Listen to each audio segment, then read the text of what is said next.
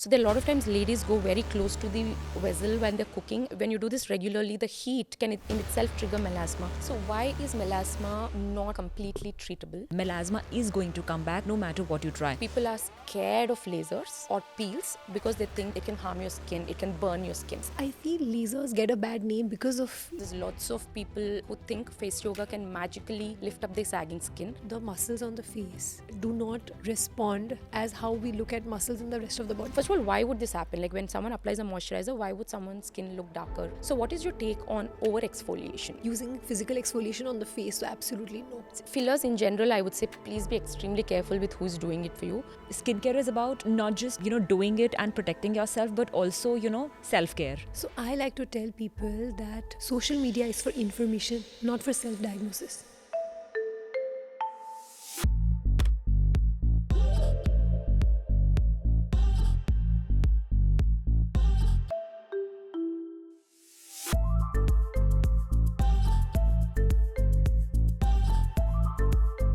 So today's episode is extra special because I have two incredible guests, Dr. Aanchal and Dr. Jushya, who are not just my friends and colleagues, but leading dermatologists in India. Welcome, you guys. Thank you. Okay, so first I would like to start off by asking, why dermatology? Now, I ask this because dermatology is not what it is today, right? Today, it's the most sought after career, it's in the spotlight. But when we took dermatology, Jushya, when we say we, it's I and Aanchal, you come from a different time. So, why dermatology, Aanchal? So when I took dermatology, I actually wanted to take a branch which was, independent, in the sense that we can see the patient and treat them from beginning to end without having to depend on other specialities. So I thought that was always interesting about dermatology. When we took dermatology, I took it back in 2011. It was not what it is today. We took it just out of wanting a clinical field. And another one more thing is that I used to hate doing night duties and emergencies. So that is also one of the reasons why I thought that I would take dermatology. I just thought it was a field where I could have work-life balance. So yes, those are the reasons. Jushya? Yeah, so my father is a dermatologist, and he tells me this story that my grandfather was a businessman. They had a factory and typical business family. Nobody else in my family was a doctor, and when my father, he was a good student, so he chose to be a dermatologist, and he actually wanted to be a surgeon. So he went down to the hospital and he realized that he enjoys dermatology. So he picked it up. And when he came back home and he told his dad that I've picked this up as my, in the counseling sessions, my grandfather was like, what is this branch? Because there was no dermatologist in the whole state. And it's Wow. like, what is this branch? Now you are going to treat skin. Is skin even a disease? What is it diseased? And are you going to make people beautiful? So this kind of reaction is what he got. But then he enjoys dermatology so much. Even today I see him take out 1 hour of his time to read. And I always had that inclination towards biology. I know that I memorize things well. I'm interested in diseases and concerns. But the way he enjoys it, it made me believe in dermatology as a profession. And like Dr. Aanchal said, the work-life balance it gave him. I never felt that he's not able to focus on me, and he was absent, and I thought that was amazing. So I enjoy being a mom, so I'm glad I chose dermatology. So it's very interesting what you said, that your granddad has mentioned to your dad, like, are you going to work on the skin diseases and are you going to make people more beautiful? So the concept of aesthetics and cosmetology was always there in dermatology even back then, but it's more But you're widely asking? out in the open now. Okay. But what's your perspective? Why did you choose to be a dermatologist? So again, during our times, it was the same time where we did our dermatology post-graduation. So it was not so in the spotlight, right? So it was, when I looked at the other opportunities I had, this was work-life balance and it was very versatile, right? You could be doing, primarily as a doctor, we want to heal patients and that's where we get the satisfaction from. End of the day, no matter what procedures we do, we still want to see our regular skin patients and we feel happy when we treat an active disease. Along with, so you had the clinical practice, you could practice aesthetics, you could make people more beautiful and happy and confident. You could be getting into a teaching profession. You could be a teacher, a trainer. You could be attending conferences. And you can still get back home and do your own personal stuff. So this beautiful work-life balance and so much of things to do in one field. And now as an entrepreneur, you also want to be doing lots of other things in this very small little field. So I think that's why dermatology as a field is just taken over and everybody wants to be a dermatologist or a cosmetologist at some level, right? So what about the journey? Like when we signed up for dermatology, we were looking at completely different career course. So how has the journey been so far? Was it Is it what you envisioned it to be? Oh no, no, no. So when I passed out in 2014, there was not much of social media presence. You know, dermatology had a different connotation. So what I thought was I would just have a small clinic and just see maybe core dermatology cases. And I had also learned hair transplant, so I would do that. That was my basic thought process, and that's what I expected from practice. But post 2020, things have changed massively. There was a renewed interest in skin in the general public. Before COVID, people used to probably hide their blemishes with a little bit of makeup, and there was a lot of this whole a whole array of makeup influencers that were there, and people were learning makeup techniques on YouTube. But once COVID hit and people were indoors, they started focusing on their skin more. So then there was a renewed interest in understanding skincare, understanding the routine, understanding actives, and that really opened up things for us, like as in we could educate people as to how to make the right choices. So where I am today, absolutely did not even imagine I would reach so early on. And also there is so much more to achieve. And not only that, like the field has completely changed. Now sky's the limit. There are so many ways in which you can diversify. There are so many different avenues that you can pursue, which when I passed out, I didn't even know existed. So it has changed a lot. How has it been for you, Jushya? Because you passed out pretty much when social media just blew up, right? So for you, it was not a sudden change. It was not something you had to adapt to probably. But what has it been like? Did you, while doing your master's, think that this is something that you would be doing? So I was attending one of the conferences in Ahmedabad, and I heard a famous dermatologist. She was already doing social media back then. She was in her 50s. And I Wow. realized, yes, that, and she was from Mumbai. So there it was a bit more relevant.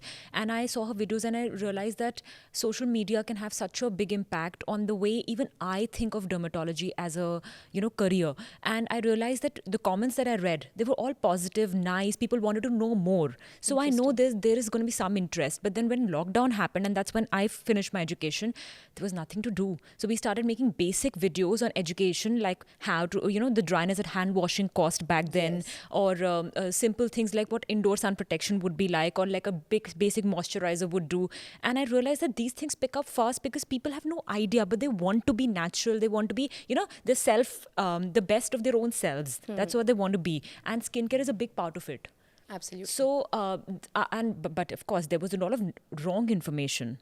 There were people who were self-claimed experts who spoke of home remedies as the ultimate solution for everything. But unfortunately, that's not true. So I said, okay, whatever knowledge I have and through my degree, I would want to put that in the right place as well. Not over-informing or under-informing, but just the right information. So how do you hit that sweet spot? So it's a very, so now it's become very difficult to balance this also, right? So initially when we started, it was more of like, oh yes, I want to educate people. And I also want to do something different in my own career as well. So it starts off like that.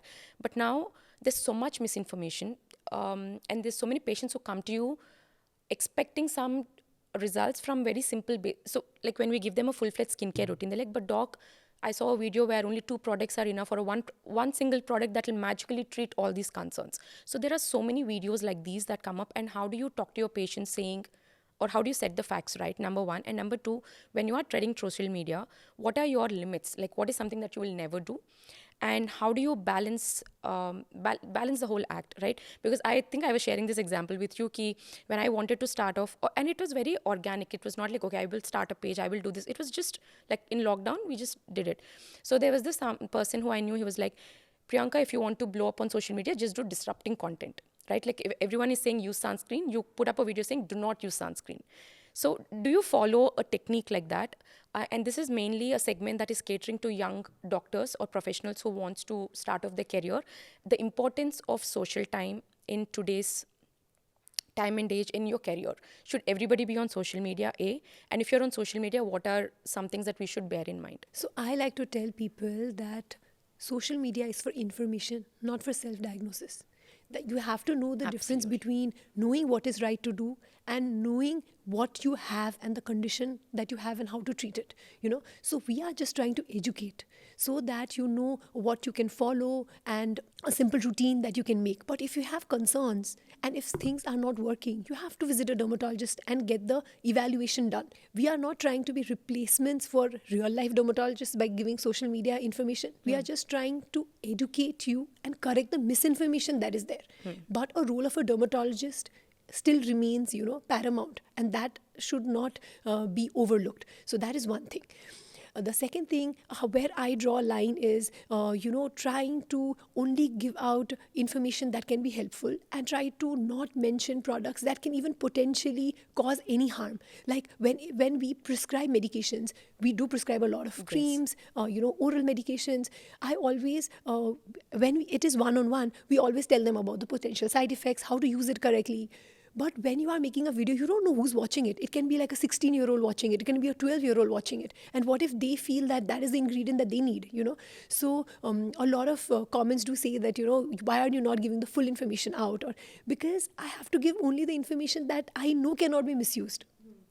So you have to be careful about that.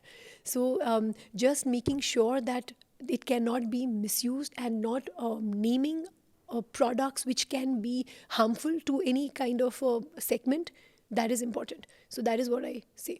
And for young dermatologists, I say, yes, you have to be on social media now, because now it is, kind of a norm. If you want even word of mouth, if you just want to be discovered, you need to be on social media.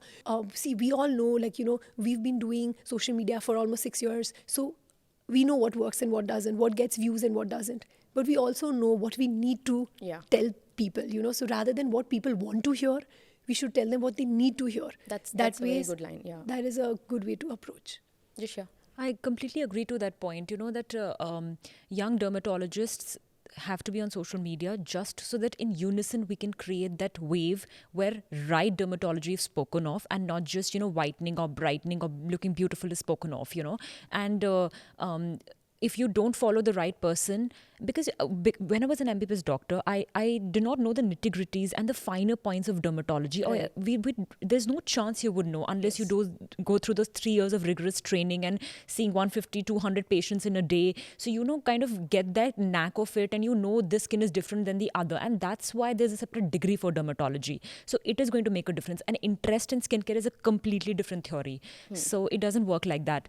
So which is why all of us have to create that, idea that this is right and this is wrong in dermatology, and that is what we need to stick to rather than garnering views and likes on social media. What do you think? What would be a few things that you actively avoid? The same thing, patient first attitude should always be there, and sometimes it's very easy to get lost in the noise, right?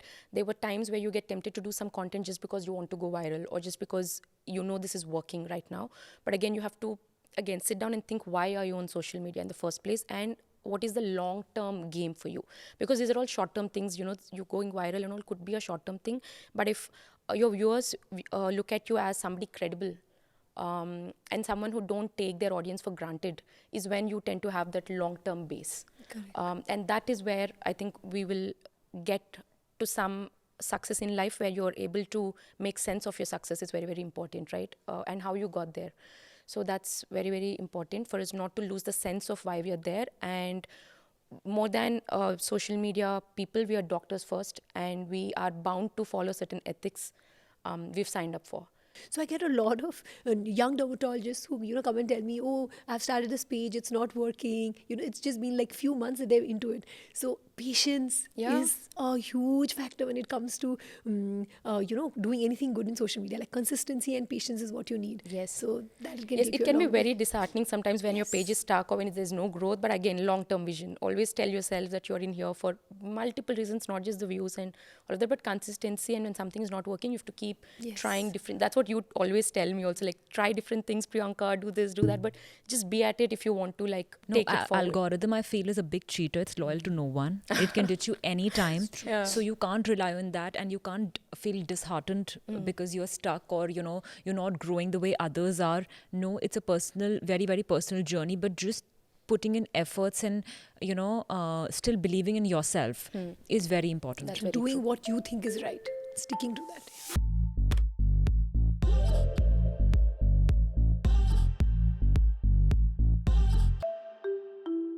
So now you will have to react with yes or no. Botox. Natural remedies for acne. Daily use of sunscreen. Luxury skincare.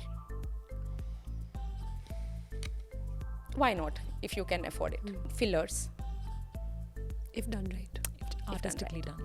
An elaborate 10-step skincare routine. Using hot water to wash face. Not at all. Ice facials. No, wait. Gua sha or jade rollers.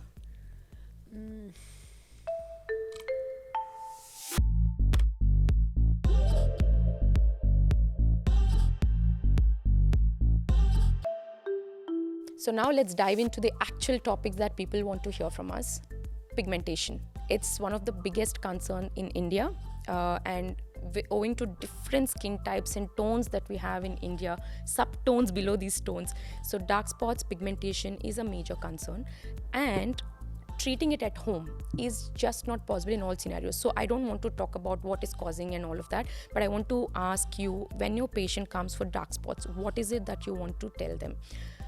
Because most of them only want products end of the day, but what is the role of clinical treatments when it comes to treating concerns of pigmentation, say like a melasma, say like the pigmentation that they have gathered after an acne has healed, or it could be pigmentation just because they've tanned. So how do we treat these concerns? So first, trying to find out the causes, of course, the most important. Is it a post-inflammatory hyperpigmentation? Is it tanning? Is it melasma? We need to categorize that, or pigmented demarcation line. So once that is done, then trying to tell them how to control it and how to make it better. So I usually approach acne-induced post-inflammatory hyperpigmentation as first. We'll try to control the acne, so then the dark spots also anyways will fade over time. Also, people have a habit of picking on their acne, which is making the dark spots worse. Most of the time they are doing some kind of home remedies or using too many products on their skin, which is making things worse. So that is one aspect. And then of course there is a treatment aspect where we are giving certain ingredients which helps in reducing the melanin production, certain ingredients which reduce the melanin transfer, certain things which increase cell turnover. So these three categories is what the products are divided into. And then of course with the sunscreen. So that is how I approach acne PIH. So why is melasma not completely treatable? And why can't we treat melasma with products? Because people have to understand that pigmentation can seem same on the outside. All sorts of pigmentation can seem same on the outside, but each concern has a different causative factor, and the depth of each concern is very different, right? So melasma, we have pigmentation from the most superficial layers that you can see with your naked eye to the most deep dermal depth. Absolutely. To the level where the products cannot penetrate. So we are handicapped when it comes to treating melasma with just products. So when people with melasma come to you, how do you tell them that it is not treatable only with products, and what are the treatments that you do in your clinic to treat melasma? So in the very first sitting when they come to me, and before I hear out the history and look at a melasma, I said, this is what you're here for. So let me tell you in the very first go that I can treat it completely this way or that way. I'll give you a clear skin, but this is like fever. It's always going to come back. And you can't complain that last year I treated my fever, why do I have it again this year? It doesn't, it works the same way. Melasma is going to come back no matter what you try. And the reason is because it's such a complex thing. It looks simple. Yeah. It's, but not a life-threatening condition, but something that affects your psyche. Yes. So I tell them that you have to accept that it is going to come back. But you also don't worry about when the next fever episode is going to come. So same way, you don't have to worry about when it's going to come next. Whenever it comes, we have to treat it. Now, I always, follow a ladder pattern. I first start with the basic skincare, and if I tell them to avoid sun, and tell them if they have thyroid issues, go see an endocrinologist, try to fix that. Of course, that doesn't mean you'll fix melasma, but it's usually associated. Yes. And if you have genetic background, then you're more likely to have it. If you've been on OCPs, try to shift to something else. I've seen a lot of patients in Delhi also have IUD, which keeps triggering their melasma. So Very true. taking out the triggers as much as possible, wearing caps, especially for architects or people who go out in the sun, who have, a job that requires them to be on the road, things like that. If simple things don't work, I put them probably on oral tablets. And if that doesn't work and they want something quicker, I give them in-clinic treatments. That could be laser, microneedling sessions, or some expensive skincare that we don't generally get in India, but in Delhi the paying capacity is such that people want to spend on it, and there's some techniques that really work well. But then what amount of money you spend, it is going to come back. So it is all about Sooner or later. Sooner or later. So it's going to come back. And I tell my patients, see, if you're going to be worried about ke hum jab tak treatment lete tab tak theek rahega, then you're going to doctor shop. You're going to always going to go from one doctor to the other, because there are limited things where we as dermats can do. So stick to one and follow their routine. It comes back, you come back to me, I'll treat it again. So we with so much of surety we tell melasma will come back or can come back, right? So what are the things one can do to try as much as possible to keep melasma under control and to keep the relapses under control? Avoiding sun exposure is the Like most how? important. So because when people say sun exposure, they only think of sunscreen. So I want us to elaborate on what are the various ways in which one can protect their skin from sun, because sunscreen just can only do so much. Yes. So we now know that even if your arms are exposed to sun, your melasma can get triggered on the face. Even heat can be a trigger for melasma. Sometimes doing hot yoga or aerobic exercises could be triggering your melasma. So I'm not saying, of course, you have to put your health first, but there are, just like Dr. Jushya said, understanding the triggers and trying to avoid it as much as possible is very important. So if you're working in the kitchen and it gets very hot while cooking, then you can just suckle on an ice cube to kind of lower your body temperature. So that certain things like that can help. Other than that, shade-seeking behavior, using an umbrella when you're outdoors, wearing wide sunglasses, all that has to be done. And also, the problem with melasma is you can spend an entire year treating it, and one vacation, one sun exposure, one day in the beach can completely undo the entire year worth of hard work. So trying to understand that melasma has to be a part of your skill, and trying to understand that we have to tackle melasma, and we can only control it. That is important, rather than trying to go for cure and clear skin. Just controlling it is also a win. So when we say oral antioxidants, what are the most common ingredients we would want to put the patients on? Not just for melasma, but antioxidants in general for anybody are good to consume, because now we're getting exposed to so much of pollution. We are ingesting so much of pesticides, and God knows what we don't know is being sprayed on the food that we're consuming. There's so much of pollution that we're inhaling, and all our lives are filled with so much stress as compared to before to now. The cortisols are peaking. So all of us have a lot of free radical damage going inside the body. So consuming antioxidants on a regular basis is beneficial for anybody, not just because of skin or hair concerns, but as a general well-being. So what are the most important antioxidants that you would prescribe in your practice? I'm actually not a proponent of taking oral medications or supplements without prescription. Yes, absolutely. That is one thing that, even on social media, I never talk about any kind of oral medications, because I feel there is there is a nuance whenever you're taking oral medications. You need to understand whether that suits you, whether and certain supplements can kind of work. Yeah, certain supplements can actually give you a false negative or a blood test. So all that has to be taken into account whenever you're taking supplements. So I'm not a proponent of just using supplements without consulting a doctor. But yes, when it comes to melasma, like an antioxidant supplement, if you say, I would say vitamin C, astaxanthin, I really like, pycnogenol, and glutathione. So yeah, these are what I look for. Even oral zinc. Yeah. So when people are on supplements, usually one molecule can contradict the other one. So it's very important to know the dosage, the combinations very well. So never ever be on supplements on your own. Always take the guidance of your dermatologist and also a general physician in conjunction to know what's happening holistically. Right? So Jushya, what are the, again, we do not want to name the supplements like you take this karke, but what are the ingredients we want for people to be consuming for overall holistic well-being? Apart from what Dr. Aanchal mentioned, I also prescribe a lot of resveratrol. Yes. And NED supplements are now available for anti-aging. I'm trying to include that also into practice, though in India the relevance is lesser compared to the other states where we've more studies of. I'm also a big fan of zinc supplements, especially for acne. I do prescribe it to a lot of my patients.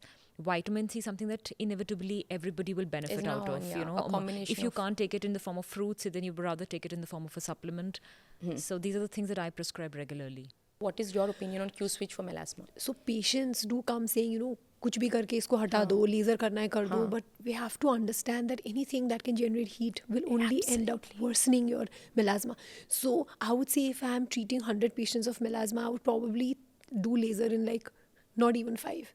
Maybe just dermal melasma, maybe in a very, very low setting, see how it works, and then go ahead. I mostly try to focus on trying to get the skincare right and a few chemical peels. And also because, lasers can get expensive in the long run. And if we are dealing with something that is bound to come back, you want to make it economical, you want to make it sustainable. So that ways I keep that only for very resistant cases and very few patients, not Give not me for a fire everybody. on that, because a lot of times when patients come, this is actually but they suggested we can do Q switch laser, but you are suggesting chemical peels. I'm scared of chemical peels, just do this Q switch laser. So one of the other thing that we like I didn't mention while I was summarizing is that heat. So there are a lot of times ladies go very close to the vessel when they're cooking, and when you do this regularly, the heat can in itself trigger melasma. So Q switch laser, we are inducing a lot of heat into the tissues when we shoot that laser into the skin.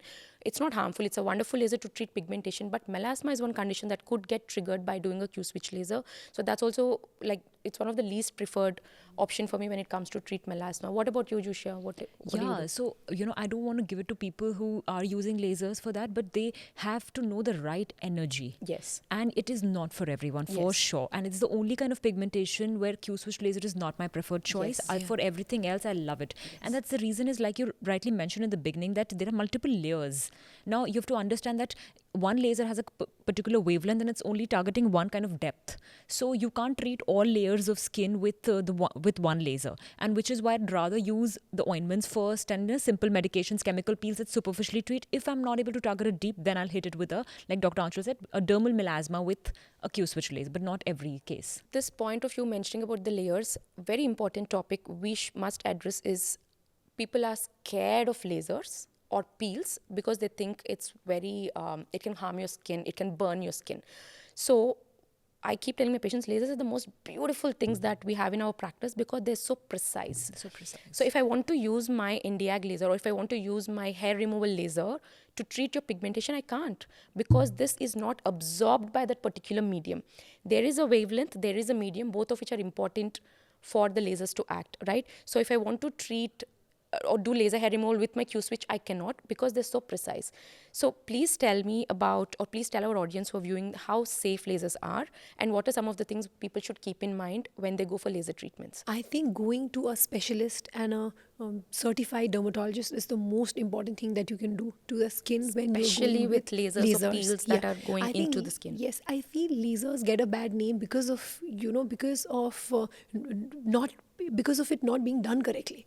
Yeah. So yes, also, lasers tends to sound like it's going to solve all your problems, Yes. and one session and it's going to just get rid of everything. No, so we need to first set the expectations right, use the correct settings, and understand what we're trying to correct. So yes, lasers are beautiful.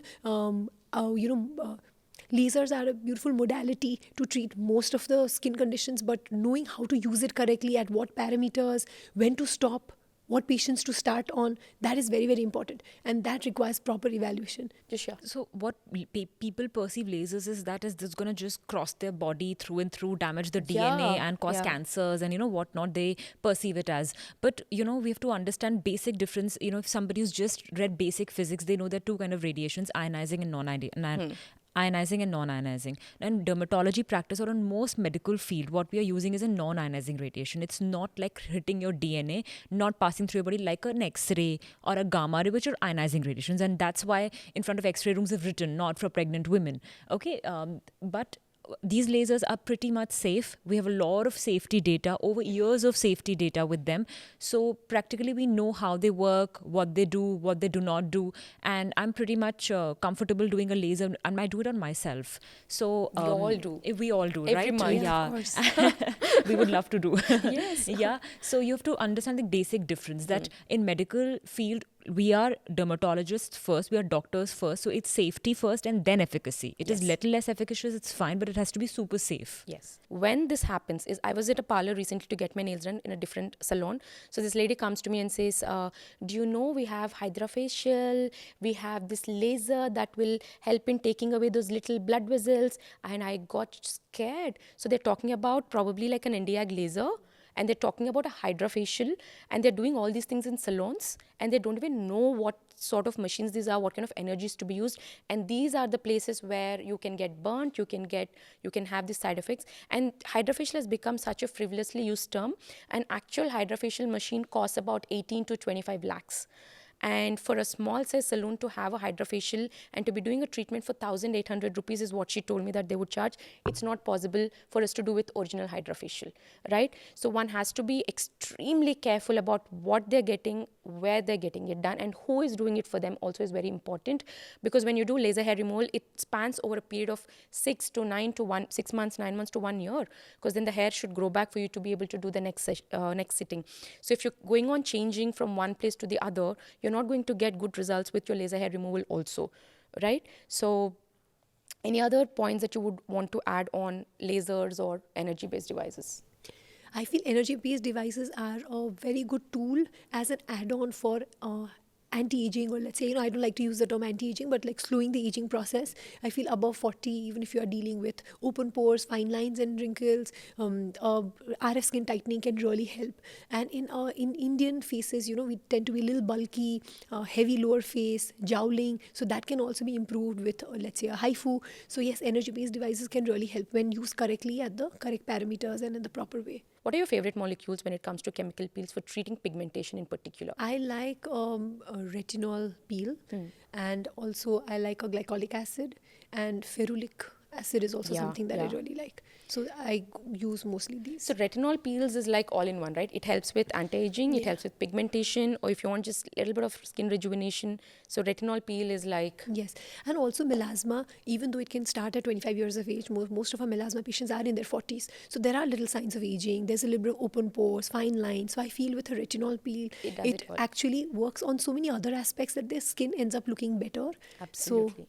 I feel that is one thing that I like to Jushya, do. what about you? I'm also a bigger fan of like combination peels. So I Yes. like to combine a few products like ferulic acid, glycolic, kojic acid peels, alpha-arbutin, mandelic acid.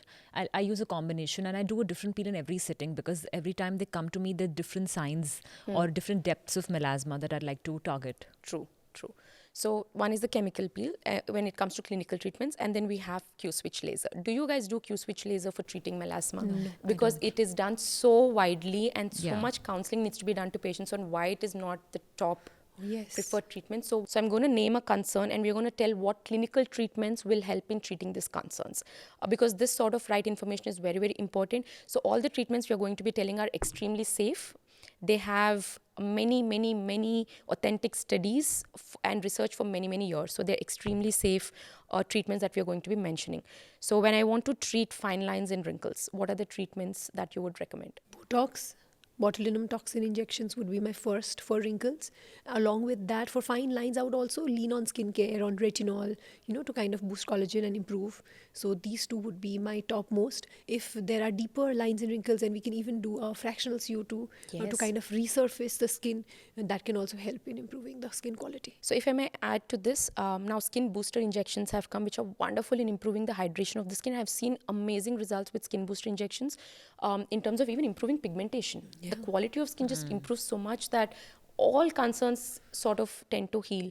So skin booster injections, I think, will also be great because they improve the overall hydration, improve the elasticity, and work on fine lines also in the long run. And skin boosting injections are also really good combination with lasers. It just improves the kind of capability of the skin to take heat or take the injury to And the to skin. heal better So, and yes. faster, right? So So- combining it also works. So combining like a skin booster, PRP injections to any of the treatments that we do is like a great adjuvant. But PRP, okay, so before we get into that, the next concern is if I want to treat my under eye dark circles, what would you do? Is the most difficult thing to treat, but you have to analyze first. Like, what are the dark circles because of? Sometimes those amalgamation of fine lines can also give you a sense of darkness. So I would rather use like a everyday retinol, along with some, peels under the eye, some collagen boosting devices like a Morpheusate or a HIFU just for that area, basic Derma pen for, not just the basic Derma pen because that can injure the skin. Yes. So something like that I would use. If it is because of actual darkness, I'd rather depend on, home-based serums or creams to target it. Good use of sunscreen, chemical-free sunscreen or under the eye area. If it was under eye bags, I do refer them to a plastic surgeon also to get your, eye bags fixed. And if it's just basic hollowness, which happens to a lot of young patients, I'd rather do a filler. So hollowness is also perceived, the dark circles because of hollowness is perceived to be darkness. But it Yes. is not that, because it's just the shadowing effect which is gone like magic when you put that Absolutely. little bit filler under the eye. Absolutely. It works like And you magic. need the smallest amount. Yes. You need the smallest amount to make a really huge change. And yes, if you have to go to a qualified person and get it done correctly, and also know that it can last up to 2 years. Yeah. Even longer sometimes. Fillers in general, I would say please be extremely careful with who's doing it for you. But if you still are like, okay, let me take my chances and go, please do not take your chances when you want to do your under eyes and lips at least. Rest of the areas are still mostly on the bone injections and whatever, but when you do it under the eye and lips, it can stay there for really long time, and it can ruin how you look, not just now, but in the long run. You have to also remember that filler, a little bit of filler can stay in the tissues for a longer period of time, Yes. and how that is going to get integrated when you do the next filler. So this combination is very, very important, and you have to have a short-term goal of looking nice, but you also have to have a long-term vision of how you're going to age, how is this going to impact your future. So it's very, very important to get these things done under the right, with the right person. Yeah, because now there are MRI studies which show that Yeah, fillers yeah, can yeah. remain in the skin for up to 10 years. 10 years. And also, even when you do use a hyaluronidase to dissolve the filler, it does not completely dissolve it. Yes. It is like, a mushy, kind of a sugar syrup of That's sorts there. that just sits there. So we have to be very careful. And if you inject, and if you put in a lot of hyaluronidase to sort of dissolve it, it will tend to dissolve your natural hyaluronic acid Which and might tissues not also, which is completely come not back. good That is again. also one thing, yeah. Yeah, so using just the right amount, never overdo with the filler, especially with the under eyes, just a little bit is very, very important, and not doing it too frequently is again a very important point. And for the dark circles, when we talk about dark circles, I also love the mandelic acid peel, and we're Yes, also doing TCA arginine. peels, arginine peels, but TCA again, extremely careful with, again, who's doing it for you, but peels work beautifully well for lip and eye, under eyes. And a newer treatment is PDRN. Yes. PDRN injections also work really well for Yes, the under it eye is area. also like the skin booster where, we're doing these treatments and we're finding amazing results with overall textural improvement, and pigmentation also is getting treated very well with these boosters. Yes. One thing people need to understand is that just a simple cream that you get over the counter is not going to improve your dark circles. Penetrate ही नहीं हो रहा है ना Nahi उधर. hoga. And trying to understand, it's a complex anatomy there. We need to understand and target what level the problem is and try to target that, which is very difficult for people to understand, because everybody who walks in with a concern of dark circles, they're just expecting us to write one cream. It's not going to happen. There's lots of people who think face yoga can magically lift up their sagging skin.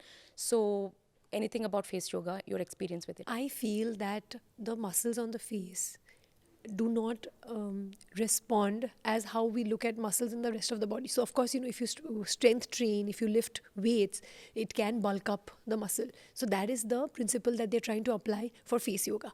But we have to understand that facial muscles have a completely different anatomy. Like they origin from the bone, and then they are inserted as fibers on the skin. So there is no tug and no bulk that you are trying to build by exercising it.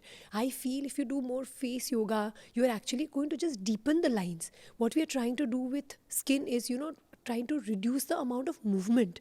If you move the muscles so much, I think it's completely counterproductive. There, however, has been a study where they have looked at doing face yoga for 30 minutes about 3 to 4 times in a week, and they've seen that there's a slight improvement in the bulkiness of the cheeks.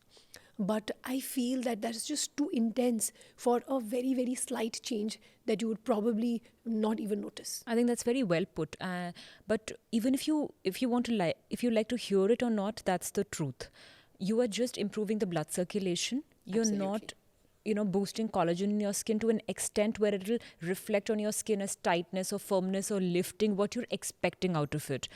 So I think people need to give it a thought again. Yeah, so the 2 points here each of you mentioned. One is that blood circulation. So, right, when you're doing this massage and you're improving the blood circulation, you're pulling up more oxygen to the tissues and you're making it more healthy. So, yes, people who do face yoga or massages regularly tend to see that subtle glow, Yeah. especially you have that blushed appearance immediately after face yoga or when you do gua sha, and people think it's life changing or skin changing practice that you could do.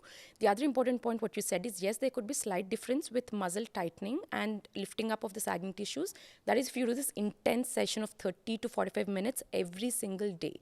So, how many of us can actually put in that much of time and have the correct techniques to lift up the sagging tissues? So, these 2 points are very important. If you want to achieve a subtle glow, yes, you could do gentle massages with even a moisturizer or a face oil if you have very dry skin, but otherwise, doing face yoga and expecting sagging tissues to be lifted up is no. Absolutely, I yeah. feel, you can look at it as something relaxing, something Yes. that you take out time for, which makes you feel good, but don't expect magical results. No, but if you're talking about relaxing, Anchal, these face yoga techniques that you're actually seeing, which will help improve that sagging, is very It's intense. actually It's very intense, yeah. intense. It's very intense. They're not They're relaxing tugging, at pulling any. the muscles. Yes, Yeah. it's this tongue stretching out all to your Correct. neck, and it's very intense. I'm not saying it's right or wrong, but it's intense. It's nowhere relaxing. The Yeah. relaxing is those gentle massages you do, Yeah. but that is only for blood circulation and oxygen pulling Yeah, up. mostly like gosha and jade rollers, people who use it on a regular basis really do enjoy using it. Yeah. They like to do it in the morning routine. Yeah. They feel that it depuffs their face. So if you feel like that, it's okay. But even that, I feel is tugging on your skin, and our skin is so prone to develop darkening. Yes. That do we want more friction on the skin? I don't think so. So Yes. So, shall we elaborate on this point? Because Indian skin tone and types are very different, and pigmentation, as we already discussed, is a very common concern. So, friction is one of the most triggering or aggravating factors for pigmentation. So, can we touch upon this topic on why we shouldn't be doing a lot of aggressive massages on face? So I feel that when you are dealing with dark spots, you have to be very, very careful. Most of the things can be counterproductive, be it home remedies, be it massages. You are just trying to induce some kind of inflammation in the skin unknowingly, which can make the dark spots worse. So I feel in Indian skin, you have to go conservative. You might see a lot of these, intense facials or even deep peels that work really well for Caucasian skin. It's not going to work for our skin. So Indian skin has to be treated differently, has to be approached differently, so that we are not at least worsening. So even with home remedies, that is the problem that I have. Even though some things might seem like, oh, it does not cause any harm, but any kind of inflammation can lead to worsening of the dark spots, which is something we don't want. So I would say that at least if you feel that it's not going to benefit, we don't want you to do anything that can potentially harm. Then it just doesn't make it worth it. So, Jushya, what are the other practices that one do at home, knowingly, unknowingly, that can trigger pigmentation in skin? So one of the commonest things is, and most relevant, is that they skip using a sunscreen at home. So when you're targeting pigmentation, you have to realize that when you wake up in the morning, there's ample sunlight, and that sunlight will also eventually have UV rays, even if you like it or not. So we just see at the visible light portion, we don't see at the UV light that is coming in. So when we're trying to treat dark spots, I tell patients, buy a sunscreen that has enough moisturizer to give you hydration. So you can skip a moisturizer, but don't skip the sunscreen, especially when you're dealing with dark spots, pigmentation, or tanning in general.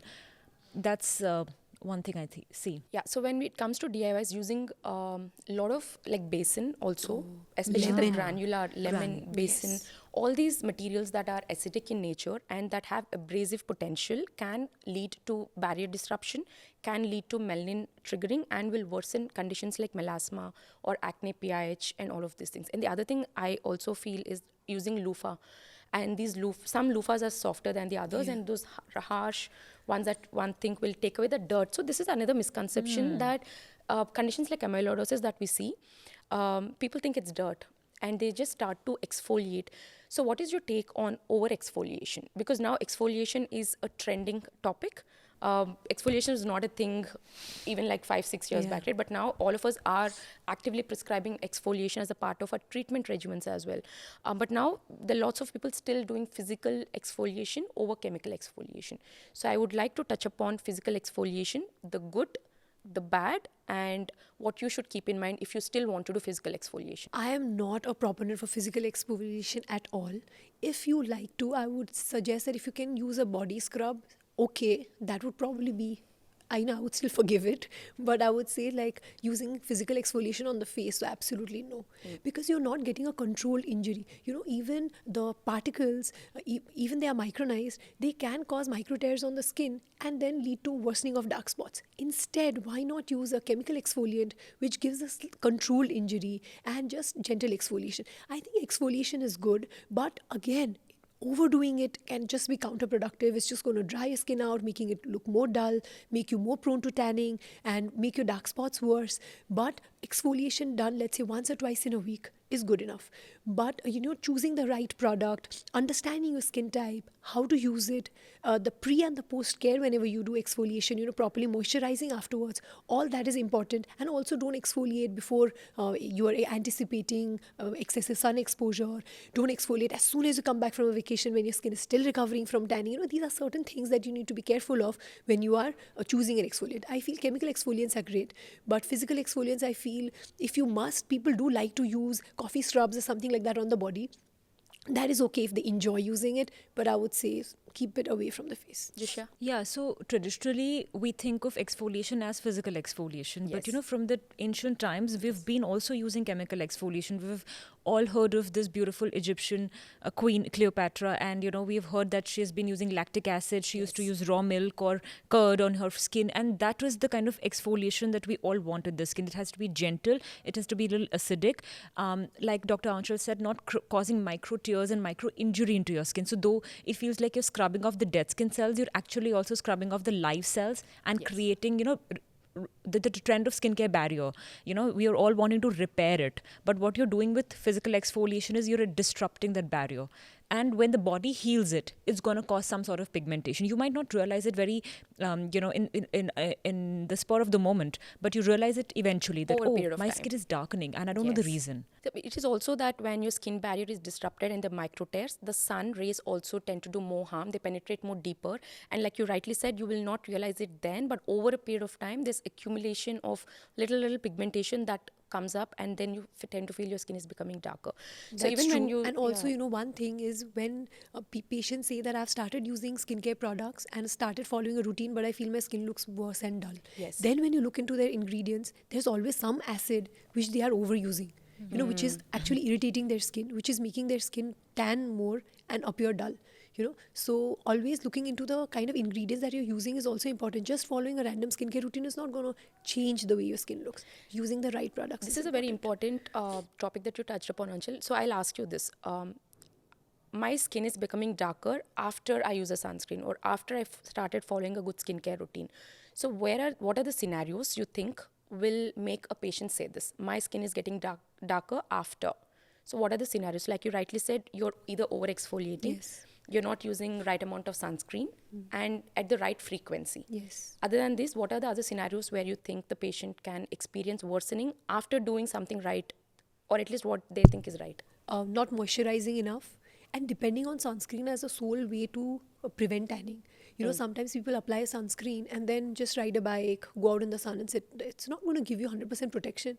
You have to also carry an umbrella, whenever possible. Try to avoid 11 a.m. to 3 p.m. sun. So all that has to be done. Just because you are following a skincare routine doesn't mean that you overlook everything else. That is also one of the reasons. And yes, and also along with that, continuing to use your home remedies that could be worsening your skin. Along with that, you've just added a skincare routine. Anything to add on, Jushya? Where are the scenarios your patients, the patients who come to you, obviously would have heard this, like, doc, my skin is getting darker after this. So where are the other scenarios you think a patient should be careful or mindful of to avoid this scenario? Even if you try your best, there are going to be some skincare products that are going to darken you. So you'll have to pick your choice. And I tell my patients that if you like something and that suits your skin well, you stick to it. Even if I'm not the one who prescribed it to you, because you know your skin the best. I'm only a professional who can guide you the right way. So there will be products like sunscreens which have, tint in them, but they will still make you look dark because of the amount of iron oxide they have. There will be sunscreens which are chemical-free, physical sunscreens, as we say so, which oxidize and that can make you look dark. There will be sunscreens or products with antioxidants that oxidize themselves to make you look dark, and all of these products Like are vitamin also C. Yeah, are also a reason. So you need to, if you think you need to align your products well, that's it. So most common products that I hear in my practice is when they started using a vitamin C, a Yes. sunscreen. It also owing to the white cast effect a sunscreen can have that can make one look one look darker, and the other product is a moisturizer. So what are the points one should keep in mind while choosing a moisturizer? Sunscreen I think is overdone now. Everyone knows it's because of the white cast or because of certain other actives, so people are choosing their sunscreen more mindfully now. But moisturizer, do you have anything to say on what are the right things to choose in a moisturizer so that their skin doesn't look darker? First of all, why would this happen? Like when someone applies a moisturizer, why would someone's skin look darker? Is it because they're using a heavy product? Could be the formulation. Like if you're using a very creamy moisturizer, then that also could have, the effect of your skin looking darker. Something like a zinc oxide sunscreen would give a similar kind of an effect. Otherwise, I feel that if you use the moisturizer according to your skin type and skin concern, should not look too dark. Also, sometimes what happens is initially when you start using any kind of product, even when we apply oil on our skin, it just tends to reflect light in a certain way, which makes it look darker. But it can be washed off and it'll just look the same later. So it's just basically the way light reflects from your skin when you apply a product that's making it look darker. It's not that your skin is becoming darker. Completely agree to that point. I've seen a lot of patients buy, products or moisturizers, sunscreens that are really popular, medical grade, but it just doesn't suit their skin type. So not because it's popular, but you should actually see what feels good on your skin, because skincare is about not just doing it and protecting yourself, but also self-care. So if you don't like applying something and you're doing it every day, it doesn't make sense. So you will have to, if you're stuck where you can go right with a moisturizer or a sunscreen, take help of a dermatologist, get it for once, and once you've found the right thing, I think you should stick to it. Absolutely. I think frequent changing of products is also a very big concern that we are all facing. Yes. So sticking to something that really works for you is very, very important. At least give it that time for it to show its effect and enjoy the product because it's working for you rather than changing the products too frequently. Okay, so now again, there are a lot of products in the market, a lot of ingredients, and too much confusion, right? So you can give me like 3 to 5 points to keep in mind while choosing each of this product. So let's say a vitamin C. So I want to start myself on vitamin C. So what are the points I should be keeping in mind if I want to start myself on these ingredients? So first, vitamin C. I would say the concentration. I would start slow and start low concentration. Then I would say the formulation. Whether it's an oily base, usually vitamin C serums have a watery base. But if you have a very dry skin type, you can even use a creamy formulation or something with a moisturizer with a vitamin C. I would say just start slow and start conservatively, see how your skin behaves, and then go ahead. Also, I do not prescribe vitamin C for people who have active acne, because that tends to just Yes, become worse. very important point. So this is something overlooked, because vitamin C is so spoken about. It's almost like a fountain of youth that everybody wants to, start applying. We need to understand that no ingredient is for everyone. Yes. Everything has to be customized according to your requirements, and vitamin C is one such ingredient that I don't think everybody requires and everybody will be able to tolerate. How would they know about the formulation, right? How would a consumer who is not a formulator or not a dermatologist or not somebody who's worked with those ingredients know about the formulation? So how should one choose a product? I think that's why we are there. So on social media to guide you through the formulations as well. So follow us there. Wonderful. So follow Dr. Aanchal, follow Dr. Jushya, and follow me, Dr. Priyanka Reddy. Okay, so what are the points I should keep in mind while I pick a moisturizer? I would say the consistency is the most important for me whenever you're picking a moisturizer. First, you need to understand your skin type whenever you're using a moisturizer, whether it's dry, normal, sensitive, combination, oily, and then pick accordingly. And then I would say, so sometimes moisturizers contain certain active ingredients that could probably not be suiting your skin. Nowadays, like you said, with multifunctional products, they are sold as moisturizers but have certain ingredients that might not suit your skin. So just look into that as well. So your skin type is very important, and generally these days moisturizers do mention it on the label, whether it's for dry skin or very dry skin. And of course, if you have acne prone skin, even though you get occasional acne, you're still acne prone. Moisturizers can aggravate acne if you don't use it the right way. So always read that label of non-comedogenic or for acne-prone skin on the label, so you're more or less safe. Hypoallergenic is also a term that is a little bit relevant compared to most of the other terms or labels that are given to products, which make no sense, right? So what are some of the labels given on the products that make no sense to you guys? Natural, Natural. organic, free of Dermatologically chemicals, texted. Dermatologically tested. Tested, yeah. laboratory tested. So what do they mean when, so the thing is, when someone says natural, because this is also a very, very important topic to touch upon, because every day we have patients coming and saying, doctor, I don't want chemicals in my skincare. I want natural products, organic products. So when can a company name organic or natural? It's not that all the ingredients in a product is natural, right? In certain products also. So that is the problem with the term organic or natural. There are no guidelines. You can just name a product natural or organic by keep putting in just one ingredient which is probably natural or organic, and put other things that are anyways not made naturally. So Yeah. that is my problem, because there are no guidelines to suggest. This is kind of a greenwashing that we say of skincare products, in order to just misguide people into choosing the product and make it appear safe. And I also tell my patients that air is a chemical and water is chemical too. What are you trying to avoid? Yeah. So we need chemicals, but just the right one is what we require. So don't go for chemical free. I mean, everything from essential oils, everything is a chemical, right? And my problem with natural is that then they put in things like essential oils, or lemon extracts or ginger extract or something, which can actually be more harmful to the skin Yes. than regular products. So rather than trying to avoid chemicals, try to understand what is the good chemical that you can use on your skin. Like, don't fear chemicals. And because these labels don't have much value and don't have any guidelines to kind of govern its use, they have no meaning. Yeah, so natural is supposed to mean that it's extracted from a natural source. Now, it could be plant and it could be an animal. So all the people who are raving about snail mucin have to understand that snail mucin is actually natural, but it's animal product. So that is definitely animal cruelty. In India, we do not have guidelines, but in the US, we have guidelines to, they have to follow certain guidelines to label a product organic, because organic means, though it could be animal source, it could be plant source, or it could be, made in the lab. But the raw materials they've taken do not have fertilizers and pesticides in them. That's what organically Yes. means, right? So, but in India, we are not sure. Even if the plant they're growing and they're writing organic, we are not sure if they really did not use any pesticides or fertilizers. So we can't be certain of these things, and they're more loosely used, just like marketing gimmicks. That's what I would say. And so the other thing that a lot of people are doing is using derma rollers at home. So what is your take on this? Absolutely don't do it. I feel that derma rollers, even though they seem as a very simple tool, has to be sterilized properly. It has to be used in a correct way, in the correct direction, depth. There are so many aspects to it. I feel that if you want to do like a micro needling at home, a derma stamp, not more than 0.5 mm, I would say 0.25 mm 0.25. should be more than enough. And if you want to do a derma roller on the scalp along with minoxidil, that is still okay, because that helps the penetration of minoxidil, also improves blood flow to the scalp, helps in thinning of the hair. But if you're looking at derma roller just for improving skin texture and open pores, I would not suggest you to do it at home.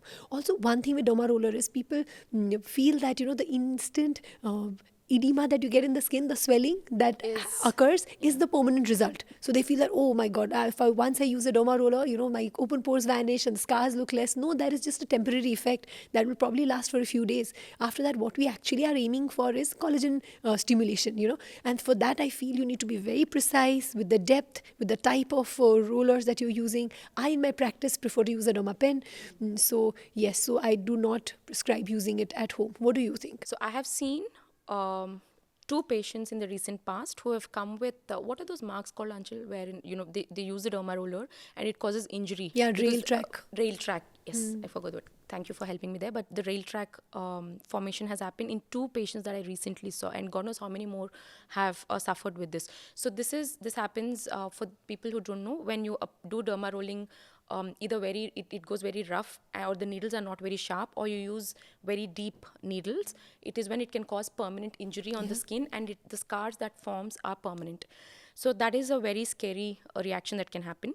The second thing is, like you rightly mentioned, sterilizing is very, very important. We do 3 levels of sterilizing when we have to use derma pens or derma rollers in the clinic. And more often than not, people at home don't do so much care. And at some point, it can lead to severe infection. It might not happen the first time, the second time, the third time you do it, but you never know when you're going to put your skin at risk of scarring or infection. Also, I'm so worried of people using derma rollers if they are having herpes labialis. Yes. Yes. And if you're using a derma roller, imagine what detrimental effects can occur because of that. So no, I would say stay away from this at home. So even for scalp, it is okay if you are, careful enough to take care of the sterile aspect and also be very gentle, yet be firm. That pressure is very, very important for the product to be penetrating also. Otherwise, it's going to do no good to you. So I would say better avoid doing these things at home for your own safety. And the other thing is, since we spoke about minoxidil, applying tretinoin on scalp for treating androgenic alopecia, and what's your take on this? Is it effective? Yeah, so tretinoin does help in improving the penetration of minoxidil, but there's a lot of misinformation where people feel that just application of tretinoin is giving them Yes, hair. yeah. That's not the truth. You have to apply a hair growth serum after applying the tretinoin.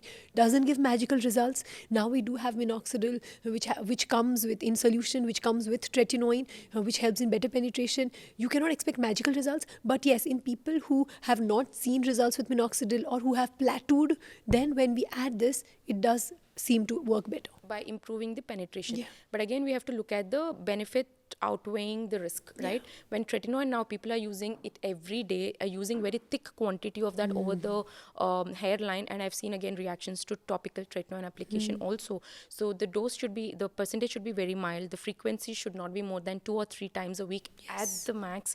And so when we look at the side effects here in this situation outweigh the benefit. So I would ask my patients to not do it, instead go with formulations that are already coming up with the tretinoin in as a part of the formulation, or we'll see when you reach the plateau. You don't have to do it from the word go, right? So that is with about the tretinoin and minoxidil. Also, now there's one more thing of sunscreen for hair. So do you think there are special products or a special care that is needed to be taken care of when it comes to hair? So, if you have color treated hair or gray hair and you have a lot of sun exposure, that can lead to more drying of the hair and breakage of hair shaft. So, if you have more than 30 minutes of sun exposure, let's say in a day, then using a hair serum with UV filters do help in protecting, especially if you have gray hair. Gray hair is more prone to damage. Color treated hair is also similar to gray hair. Like even if you have hidden your grays with hair dye, the strength of the hair doesn't come back, so that is still very prone to damage to UV light. But yes, we cannot overemphasize it, but definitely there is a role in a certain segment who have a lot of sun exposure. And people who have a long day out in the open and tend to have those long days out in the open for a longer period of time, I think sunscreen sprays play a little bit of role.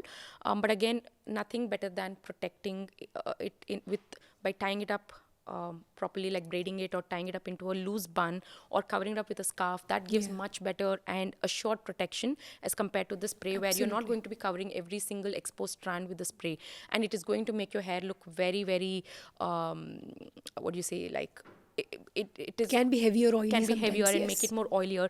And if the sunscreen is touching your scalp, it can worsen the conditions like dandruff, or if you have any irritation on your scalp, sensitivity. This all can be increased if you're not washing off the sunscreen at regular intervals again. So I would say rather than overdoing it, you can use protection gear to protect it and not use too much of sunscreen spray. We know that you're going to wash your face at least once or twice, but scalp is not something that you wash every day. So putting too many hair products can lead to, and the worst, the ultimate outcome will be folliculitis. So that's not what we want to end up with, right? LED masks. What's your take on home LED masks? So see, we do have studies to show that red light therapy helps in reducing inflammation, causes collagen remodeling, and does help in improving skin quality. Again, can LED mask completely replace RF skin tightening or any kind of procedures you get done in a clinic? No. But if you want to add on, and if you have the time and if you look at it as self-care and if you can incorporate it, yes, go ahead and use it. But you have to use it consistently, about 15 minutes, at least 2 to 3 times in a week. And that is when you see results. Also, again in this, if you have melasma, I would say be careful. If the masks are emitting heat, or if you feel hot on the face, then it could be worsening your melasma. So you need to be careful. But now a lot of people are saying that the energy that is emitted by these LED masks are not enough to penetrate and show the kind of results that we see, on based on which the research papers are written. So yes, we still need more clarity, but definitely go for a reputed brand which has been making these masks for a long time and which is optimized. That is important. So this LED mask, at least there's no harm in doing it. Like you rightly mentioned, if you have conditions that are triggered because of heat, that's something that you need to be mindful of. But otherwise, LED mask, at least of all the things people are doing, I would say, okay, do your LED mask and be Yes. happy. But the most important thing, what everyone has to understand is depth of effect is very important. So what depth is a particular procedure affecting, and that leads to the result.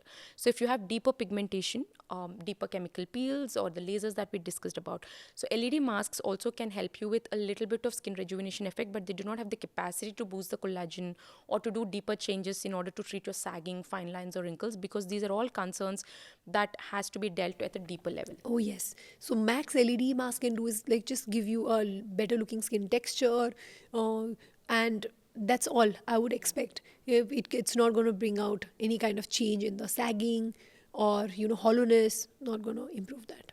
Anchal, take us through your skincare routine. So I like to keep it very simple. I do try a lot of skincare products that are sent to me on almost a daily basis. But morning and night routine, I try to keep it simple. So I do struggle with melasma. So I cleanse my face in the morning. Mostly I just wash my face with water.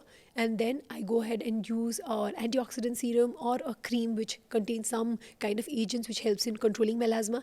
Then a moisturizer and a sunscreen. Sunscreen is an absolute non-negotiable for me. I do try to reapply it at least 3 to 4 times in the day, and then So you actually do it. I actually do it because I have melasma, so there isn't much I can do. Because a lot of times people ask, sorry, I cut you here. Everyone asks, do you really reapply your sunscreen every 2 to 3 hours? So that's why I'm asking you, do you really reapply your sunscreen? Yes. So, yes and no. On days when I have makeup, then I don't. But on days when I'm not wearing makeup, which is most of the days when I'm sitting in the OPD, yes, I do reapply it. And also try to use a tinted sunscreen as much as possible. And then at night, I cleanse my face. If I have worn makeup, then I do a double cleanse. Otherwise, just use a simple cleanser. And then go ahead and use a layer of retinol. So I use different types of either a tretinoin or retinol or a retinol. One of those, and then use a thick layer of moisturizer. That's my routine. What's Fantastic. yours? It's simple and so easy. See, that's why we say skincare should not or need not be complicated. It is just shouldn't so be. simple. It should be based on your age, based on your concerns. It can be as simple as that. And also, very important point that you mentioned is that we don't need to use actives every single day. Yeah. We can rotate it. Retinol, like I said, does not have to be used every single day. You can use it even 2 or 3 times in a week. Yeah. That is more than enough. Then you can rotate the actives so that you're not irritating your skin too much.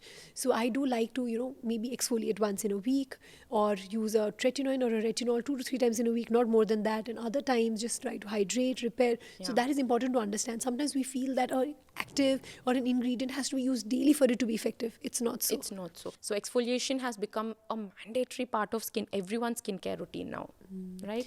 Yeah. Because exfoliation makes your skin look brighter, better, and also helps in penetration of your other actives. So you're basically helping your other skincare ingredients work better. But then again, the catch with exfoliation is not to over exfoliate and do it not more than once or twice in a week. Absolutely.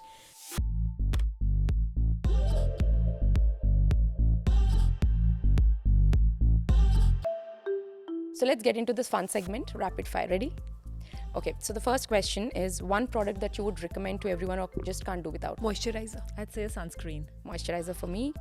So one skincare trend you think would disappear? Fairness creams. Home remedies then don't work. Absolutely. Okay, what's the most surprising skincare or hair care request you've ever received from a patient? I think just the expectation that I can completely change their skin color, and that would be it. Trying to correct sagging with creams. Absolutely. So we have this patients where there's lots of sagging, wrinkled skin, and they just want to do it with Just creams. with creams. Yes. What about you? What have you seen? Same thing. Same? It's mostly expecting a lot of significant changes with just skincare routine, home-based skincare routine, and also mostly wanting non-chemical products. If you weren't a dermatologist, what would you be? A struggling dermatologist. What? I would say, I would be a doctor at any cost. Huh. I would probably just be giving entrance exams So until I cleared one. dermatology, it is for you. Yeah. Jushya? I think same for me, but I'd also like to be just a mom, who's just taking care of the baby, and I really miss that part. Oh, that's so sweet. So thank you guys so much for doing this in such a short notice. Jushya, Aanchal, this really means a lot. Thank you. It was really great. I love this kind of, conversation. It was just like three of us talking. We get to learn from each other, and also it adds more value than just one person talking to camera. So yeah, this was great. Fantastic. I enjoy this kind of podcast where, it's not just my perspective, but I get to hear the both of you as well, that I really admire and truly look up to. That's so sweet. And it didn't honestly feel like a podcast or an interview. It was just like how we talk sitting in a coffee lounge. Yeah, like three what friends we were having a doing. conversation. It was so good. It was so smooth. And this is my first podcast, and you guys know how nervous I was. And I think I just pulled it through because of you guys. Thank you You so did much. great. You're a great host. Thank you so much. So that is for this episode, and I hope it was interesting and informative. We tried covering as many topics as possible in the limited time we had. But if you want me to bring Dr. Jushya or Dr. Aanchal back onto this podcast and cover the other topics that are interesting for you guys, let me know in the comments and I shall make that happen for you. Until then, signing off, yours holistically, Dr. Priyanka Reddy.